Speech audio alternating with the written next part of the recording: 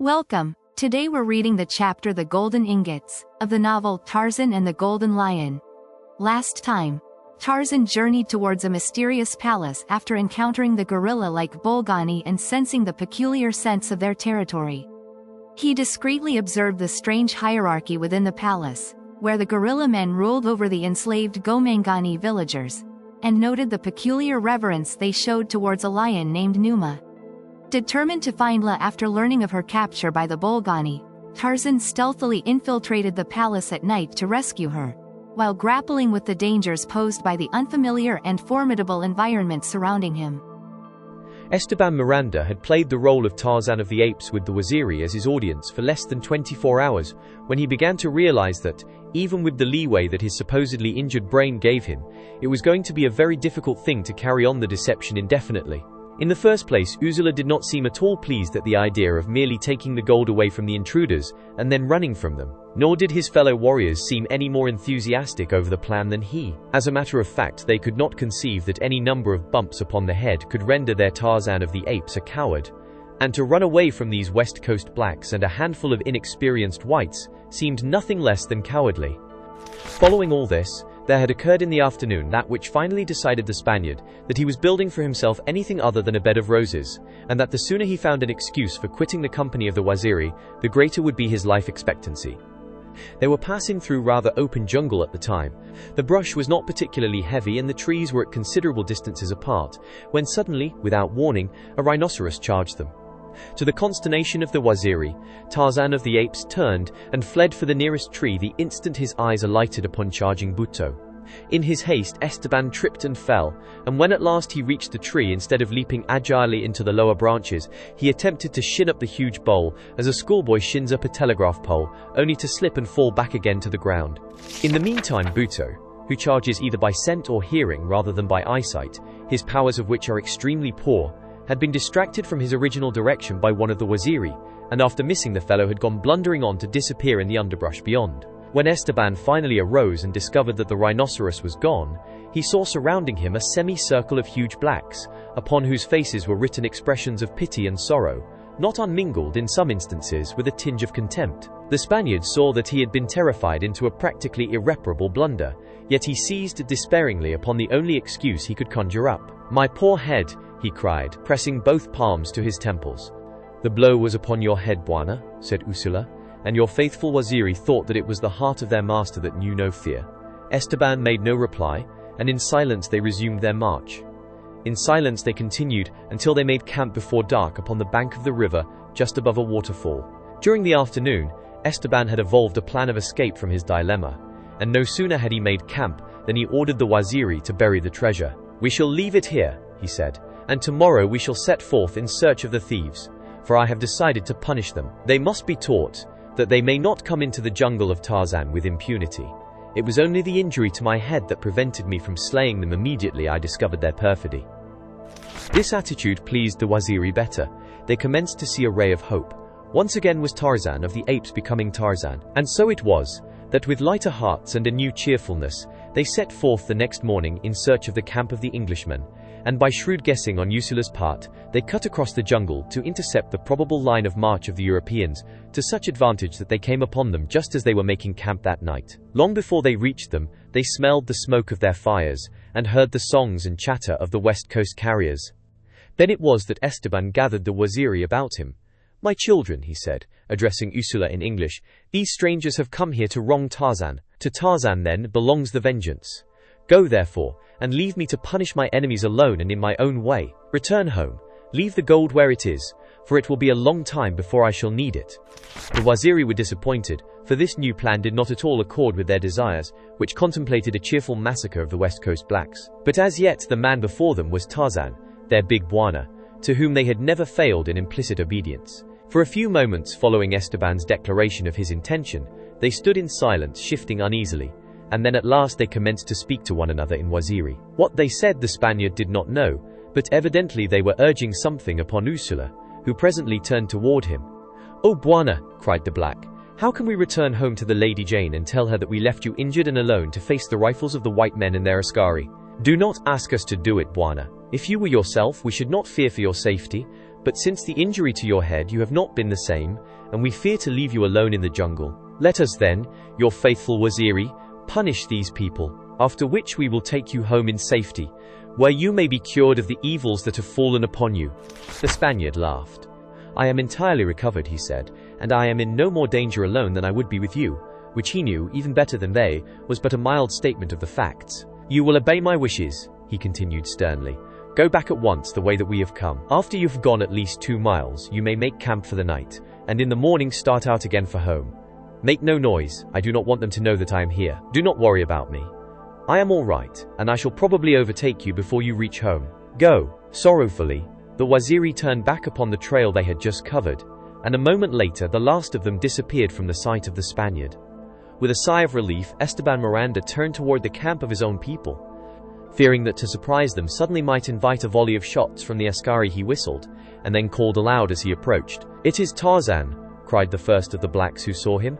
"Now indeed shall we all be killed?" Esteban saw the growing excitement among the carriers and askari. He saw the latter seize their rifles, and that they were fingering the triggers nervously. "It is I, Esteban Miranda," he called aloud. Flora, tell those fools to lay aside their rifles." The whites, too, were standing watching him, and at the sound of his voice Flora turned toward the blacks. "It is all right," she said. "That is not Tarzan. Lay aside your rifles." Esteban entered the camp smiling. "Here I am," he said. "We thought that you were dead," said Kransky. "Some of these fellows said that Tarzan said that he had killed you." "He captured me," said Esteban. "But as you see, he did not kill me. I thought that he was going to, but he did not. And finally he turned me loose in the jungle. He may have thought that I could not survive, and that he would accomplish his end just as surely without having my blood upon his hands." "He must have known you," said Peebles. "You'd die all right if you were left alone very long in the jungle. You'd starve to death." Esteban made no reply to the sally, but turned toward Flora. "Are you not glad to see me, Flora?" he asked. The girl shrugged her shoulders. "What is the difference?" she asked. "Our expedition is a failure. Some of them think you were largely to blame." She nodded her head in the general direction of the other whites. The Spaniards scowled. None of them cared very much to see him. He did not care about the others, but he had hoped that Flora would show some enthusiasm about his return. Well, if she had known what he had in his mind, she might have been happier to see him, and only too glad to show some kind of affection. But she did not know. She did not know that Esteban Miranda had hidden the golden ingots where he might go another day and get them. It had been his intention to persuade her to desert the others, and then later, the two would return and recover the treasure. But now he was piqued and offended. None of them should have a shilling of it. He would wait until they left Africa, and then he would return and take it all for himself. The only fly in the ointment was the thought that the Waziri knew the location of the treasure, and that, sooner or later, they would return with Tarzan and get it. This weak spot in his calculations must be strengthened, and to strengthen it he must have assistance, which would mean sharing his secret with another. But whom? Outwardly oblivious of the sullen glances of his companions, he took his place among them. It was evident to him that they were far from being glad to see him, but just why he did not know, for he had not heard of the plan that Kraski and Owaza had hatched to steal the loot of the Ivory Raiders, and that their main objection to his presence was the fear that they would be compelled to share the loot with him. It was Kraski who first voiced the thought that was in the minds of all but Esteban. "Miranda," he said, "it is the consensus of opinion that you and Bloober are largely responsible for the failure of our venture. We are not finding fault. I just mention it as a fact. But since you have been away, we have struck upon a plan to take something out of Africa that will partially recompense us for the loss of the gold. We have worked the thing all out carefully and made our plans. We don't need you to carry them out. We have no objection to your coming along with us if you want to, for company, but we want to have it understood from the beginning that you are not to share in anything that we get out of this." The Spaniard smiled and waved a gesture of unconcern. "It is perfectly all right," he said. "I shall ask for nothing. I would not wish to take anything from any of you." And he grinned inwardly as he thought of the more than £250,000 in gold, which he would one day take out of Africa for himself, alone. At this unexpected attitude of acquiescence upon Esteban's part, the others were greatly relieved, and immediately the entire atmosphere of constraint was removed. "You're a good fellow, Esteban," said Peebles. "I've been saying right along that you'd want to do the right thing, and I want to say that I'm mighty glad to see you back here safe and sound. I felt terrible when I heard you was croaked, that I did." "Yes," said Bloober. "Johnny feels so bad he cry himself to sleep every night, ain't it, John?" "Don't try to start nothing, Bloober," growled Peebles, glaring at the Jew. "I wasn't commencing to start nodding," replied Adolf, seeing that the big Englishman was angry.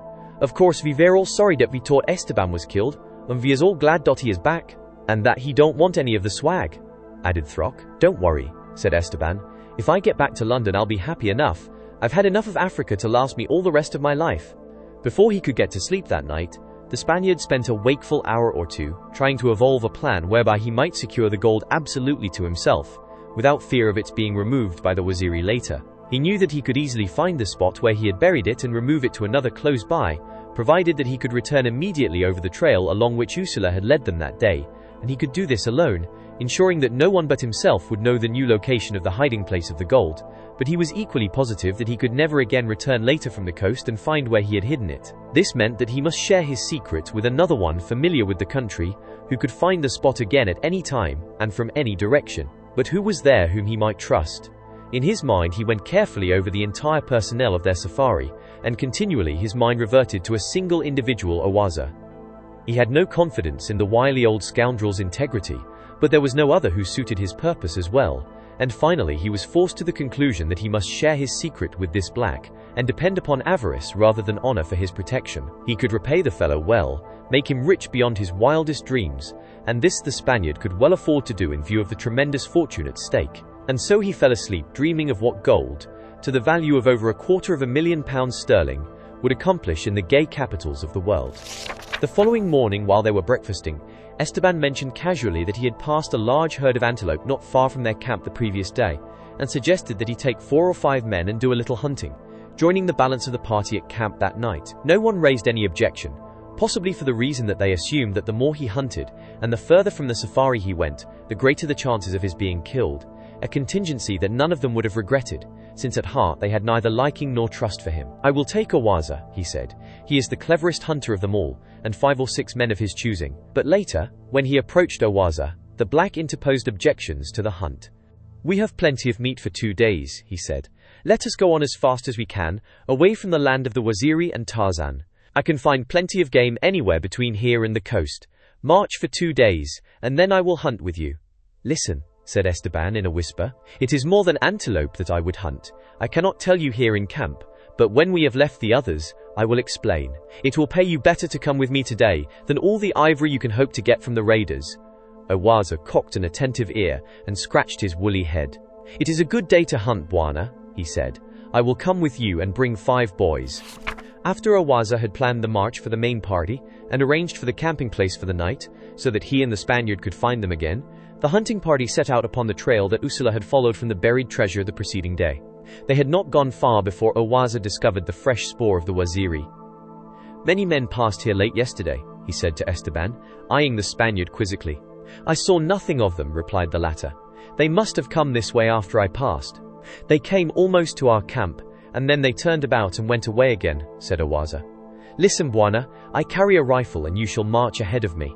If these tracks were made by your people, and you are leading me into ambush, you shall be the first to die." "Listen, Awaza," said Esteban, "we are far enough from camp now so that I may tell you all. These tracks were made by the Waziri of Tarzan of the Apes, who buried the gold for me a day's march from here. I have sent them home, and I wish you to go back with me and move the gold to another hiding place. After these others have gotten their ivory and returned to England, you and I will come back and get the gold, and then indeed shall you be well rewarded." "Who are you then?" asked Awaza. "Often have I doubted that you are Tarzan of the Apes. The day that we left the camp outside of Opar, one of my men told me that you had been poisoned by your own people and left in the camp. He said that he saw it with his own eyes, your body lying hidden behind some bushes, and yet you were with us upon the march that day. I thought that he lied to me, but I saw the consternation in his face when he saw you, and so I have often wondered if there were 2 Tarzans of the Apes." "I am not Tarzan of the Apes," said Esteban. "It was Tarzan of the Apes who was poisoned in our camp by the others, but they only gave him something that would put him to sleep for a long time, possibly with the hope that he would be killed by wild animals before he awoke. Whether or not he still lives, we do not know. Therefore you have nothing to fear from the Waziri or Tarzan on my account, Awaza, for I want to keep out of their way even more than you." The black nodded. "Perhaps you speak the truth," he said. But still he walked behind, with his rifle always ready in his hand. They went warily, for fear of overtaking the Waziri. But shortly after passing the spot where the latter had camped, they saw that they had taken another route, and that there was now no danger of coming in contact with them. When they had reached a point within about a mile of the spot where the gold had been buried, Esteban told Awaza to have his boys remain there, while they went ahead alone to effect the transfer of the ingots. "The fewer who know of this," he said to the black, "the safer we shall be." "The Bwana speaks words of wisdom," replied the wily black. Esteban found the spot near the waterfall without difficulty, and upon questioning Awaza he discovered that the latter knew the location perfectly, and would have no difficulty in coming directly to it again from the coast. They transferred the gold but a short distance, concealing it in a heavy thicket near the edge of the river, knowing that it would be as safe from discovery there as though they had transported it 100 miles, for the chances were extremely slight that the Waziri, or anyone else who should learn of its original hiding place, would imagine that anyone would go to the trouble of removing it but a matter of 100 yards. When they had finished, Awaza looked at the sun. "We will never reach camp tonight," he said, "and we will have to travel fast to overtake them even tomorrow." "I did not expect to," replied Esteban, "but I could not tell them that. If we never find them again, I shall be satisfied." Awaza grinned. In his crafty mind an idea was formed. Why, he thought, risk death in a battle with the Arab ivory raiders on the chance of securing a few tusks, when all this gold awaits only transportation to the coast to be ours? Tarzan saw a white man, bald and old and shriveled with a long white beard. Did you enjoy today's chapter of Tarzan and the Golden Lion? Why not subscribe and ring the bell?